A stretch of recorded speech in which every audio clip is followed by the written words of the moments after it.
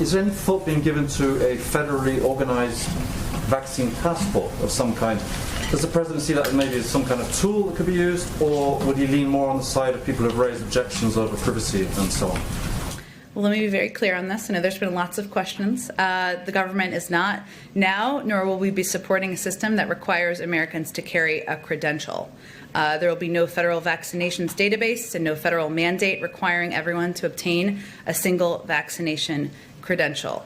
As these tools are being considered by the private and nonprofit sectors, our interest is very simple from the federal government, which is Americans' privacy and rights should be protected, and so that these systems are not used against people unfairly. There is a movement, as you know, in the private sector to identify ways that they can return to events where there are large swaths of people safely in soccer stadiums or theaters, and that's something that that's where the idea originated, and we expect that's where it will be concluded. We will be providing some guidance, which will look like an FAQ, a frequently asked question. I hate acronyms, but that provides important answers to questions that Americans have, in particular around concerns about privacy, security, or discrimination soon. I don't have an exact date for that yet. There are Americans across the country who are doing exactly what the president is telling them not to do. Mm-hmm. Is the message, are Americans not hearing this, or are they hearing it and ignoring it? You know, I think the president recognizes that this has been a long and difficult journey for the American public. The country has been shut down in one form or another for more than a year now, and people have missed birthday parties, weddings, baseball games, going out to restaurants.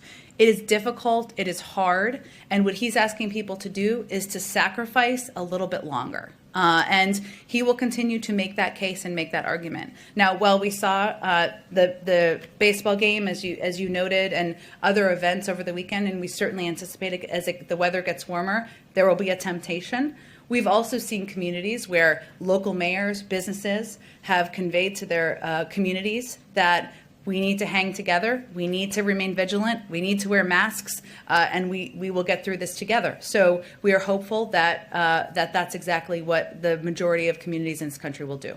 Jen, you went through some of the numbers on the increase in supply and the pharmacies, but kind of following up on what Kelly had been asking too, should we look for the president to maybe move up that July 4th circle date that he had said about Americans being able to gather in small groups? Can that also move up now, given that the eligibility is moving up by 2 weeks and the pace of vaccinations is increasing?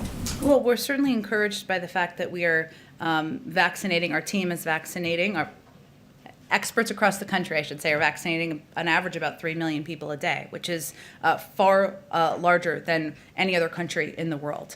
But we know that it's not just about having the supply or eligibility. It's also about people in the country, eligible adult Americans, going to their community health center, going to a mass vaccination site, going to a pharmacy to get vaccinated and get that shot in their arms. So any changes we would make in advising the public, we would certainly do in close coordination with the advice of the CDC and our health and medical team. I don't have any expectation of that at this point, but we're always looking at how we can provide clarity to the public.